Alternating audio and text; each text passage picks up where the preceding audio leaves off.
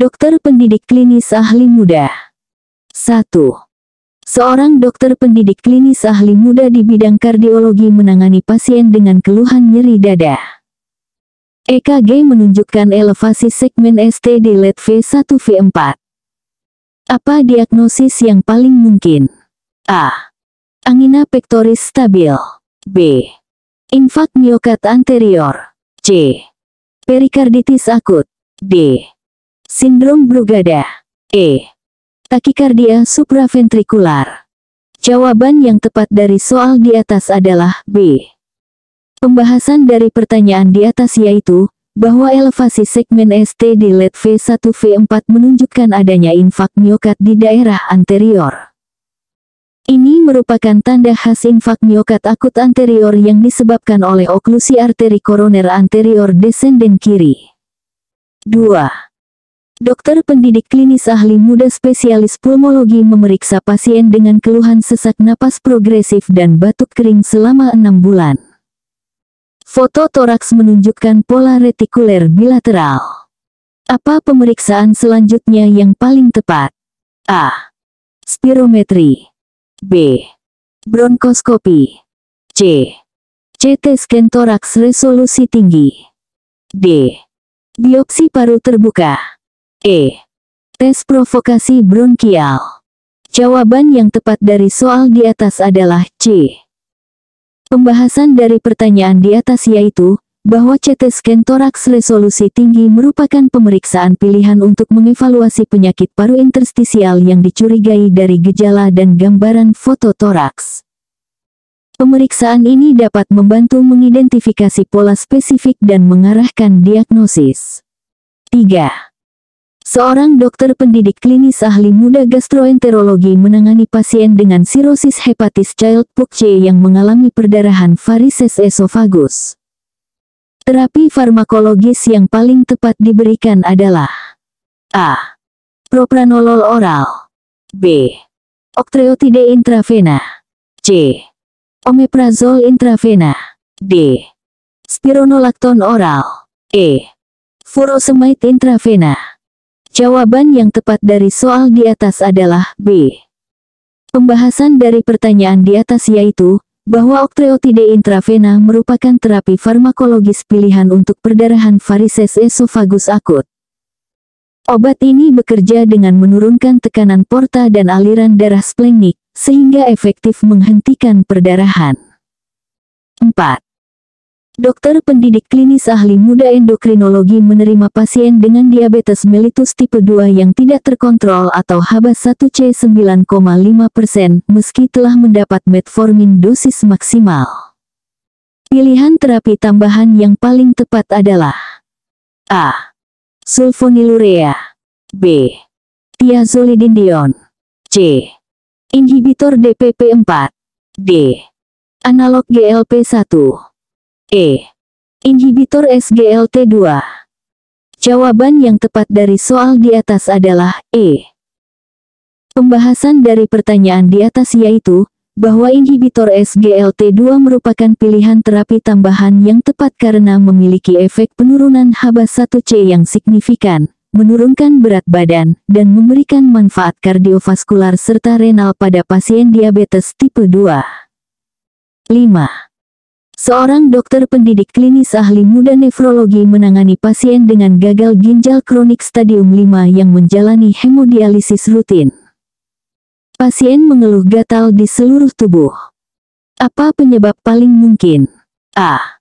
Hiperparatiroidisme sekunder. B. Anemia defisiensi besi. C. Neuropati uremik. D. Intoksikasi aluminium. E. Dermatitis atopik.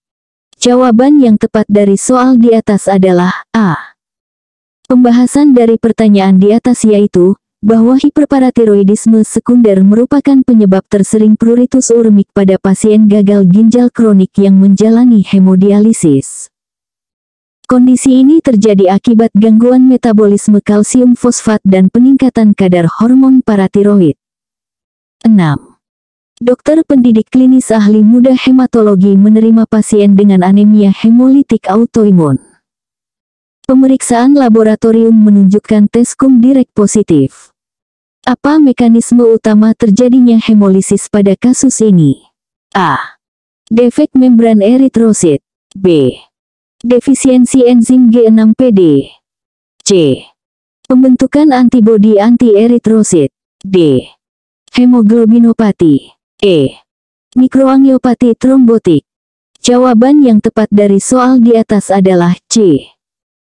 Pembahasan dari pertanyaan di atas yaitu, bahwa anemia hemolitik autoimun dengan tes cum-direct positif disebabkan oleh pembentukan antibodi yang menempel pada permukaan eritrosit, menyebabkan destruksi sel darah merah oleh sistem retikulundotelial. 7. Seorang dokter pendidik klinis ahli muda reumatologi menangani pasien wanita 35 tahun dengan keluhan nyeri sendi, ruam malar, dan fotosensitivitas. Pemeriksaan laboratorium menunjukkan ANA positif. Apa pemeriksaan lanjutan yang paling spesifik untuk menegakkan diagnosis? A. Anti-DESNA. B. Anti-CCP. C. Anti-RO-SSA. D. Anti-SKL70. E. Anti-RNP. Jawaban yang tepat dari soal di atas adalah A. Pembahasan dari pertanyaan di atas yaitu, bahwa anti-DESNA merupakan autoantibodi yang sangat spesifik untuk lupus eritematosus sistemik atau SLE. Pemeriksaan ini memiliki spesifisitas tinggi dan dapat membantu menegakkan diagnosis SLE pada pasien dengan gejala klinis yang sesuai. 8. Dokter pendidik klinis ahli muda alergi imunologi menangani pasien anak dengan riwayat anafilaksis setelah terpajan kacang tanah. Apa tata laksana jangka panjang yang paling tepat? A. Pemberian antihistamin rutin. B. Imunoterapi oral kacang tanah. C. Pemberian kortikosteroid inhalasi. D. Desensisasi cepat di rumah sakit. E. Diet eliminasi seumur hidup. Jawaban yang tepat dari soal di atas adalah B. Pembahasan dari pertanyaan di atas yaitu, bahwa imunoterapi oral kacang tanah merupakan tata laksana jangka panjang yang efektif untuk meningkatkan toleransi dan menurunkan risiko reaksi anafilaksis pada pasien dengan alergi kacang tanah berat. 9. Seorang dokter pendidik klinis ahli muda geriatri menangani pasien lansia 75 tahun dengan keluhan pelupa progresif selama 1 tahun. Hasil MMSE, 20/30. Apa pemeriksaan pencitraan yang paling tepat untuk evaluasi awal? A. CT scan kepala tanpa kontras. B. MRI kepala dengan kontras. C. PET scan otak. D. SPECT otak. E. Angiografi serebral. Jawaban yang tepat dari soal di atas adalah A.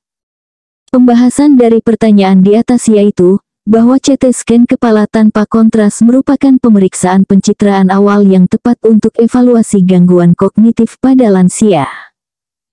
Pemeriksaan ini dapat mengeksklusi penyebab struktural dan membantu menilai atrofi otak. 10. Dokter pendidik klinis ahli muda penyakit infeksi menangani pasien HIV dengan jumlah CD450 sel (mul). Pasien mengeluh nyeri kepala hebat disertai demam. Apa infeksi oportunistik yang paling mungkin? A. Toksoplasmosis cerebral. B. Meningitis cryptococcus. C. Encephalitis CMV. D. Limfoma sistem saraf pusat. E. Tuberkulosis meningeal. Jawaban yang tepat dari soal di atas adalah B. Pembahasan dari pertanyaan di atas yaitu, bahwa meningitis cryptococcus merupakan infeksi oportunistik yang sering terjadi pada pasien HIV dengan CD4 sangat rendah atau kurang dari 100 sel (mul). Gejala khas berupa nyeri kepala hebat dan demam, sering tanpa tanda rangsang meningeal. 11. Seorang dokter pendidik klinis ahli muda kedokteran forensik diminta melakukan pemeriksaan luka pada korban kekerasan. Ditemukan luka memar berbentuk linear dengan pola paralel. Apa kemungkinan benda penyebab luka tersebut? A. Pukulan tangan kosong. B. Tendangan. C. Benda tumpul bermuka datar. D. Cambuk atau tali. E. Senjata tajam. Jawaban yang tepat dari soal di atas adalah D. Pembahasan dari pertanyaan di atas yaitu, bahwa luka memar dengan pola linear paralel khas disebabkan oleh benda fleksibel seperti cambuk atau tali. Pola ini terbentuk akibat tekanan dan gesekan dari benda tersebut saat mengenai kulit. 12. Dokter pendidik klinis ahli muda kedokteran forensik melakukan otopsi pada korban tenggelam. Apa temuan makroskopik yang paling khas pada paru-paru korban tenggelam air tawar? A. Paru-paru kolaps. B. Paru-paru membengkak dan pucat. C. Paru-paru normal. D. Paru-paru berdarah. E. Paru-paru dengan bercak perdarahan subpleural. Jawaban yang tepat dari soal di atas adalah B. Pembahasan dari pertanyaan di atas yaitu, bahwa pada korban tenggelam air tawar, paru-paru akan terlihat membengkak dan pucat atau balun en blanchet akibat masuknya air hipotonik ke dalam alveoli yang menyebabkan edema paru akut. 13. Seorang dokter pendidik klinis ahli muda toksikologi forensik menerima sampel darah dari korban keracunan tidak dikenal. Metode screening toksikologi yang paling tepat digunakan adalah A. Kromatografi lapis tipis. B. Kromatografi gas spektrometri massa. C. ELISA. D. Kolorimetri. E. Imunohistokimia. Jawaban yang tepat dari soal di atas adalah B. Pembahasan dari pertanyaan di atas yaitu, bahwa kromatografi gas spektrometri massa merupakan metode gold standard untuk screening toksikologi umum.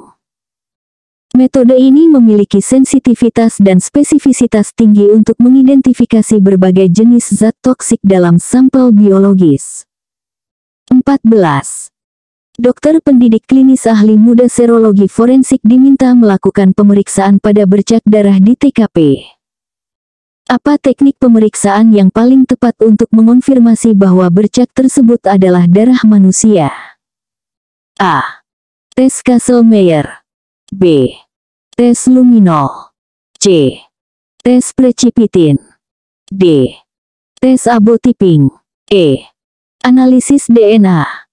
Jawaban yang tepat dari soal di atas adalah C.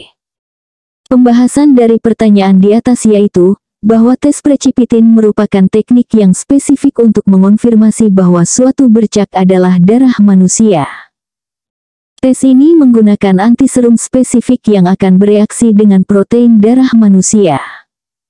15. Seorang dokter pendidik klinis ahli muda antropologi forensik diminta mengidentifikasi jenis kelamin dari kerangka yang ditemukan. Apa struktur tulang yang paling akurat untuk menentukan jenis kelamin? A. Tulang tengkorak. B. Tulang panjang ekstremitas. C. Tulang panggul. D. Tulang belakang. E. Tulang rusuk. Jawaban yang tepat dari soal di atas adalah C. Pembahasan dari pertanyaan di atas yaitu, bahwa tulang panggul merupakan struktur yang paling akurat untuk menentukan jenis kelamin pada kerangka manusia. Perbedaan morfologi pelvis antara laki-laki dan perempuan sangat jelas dan konsisten.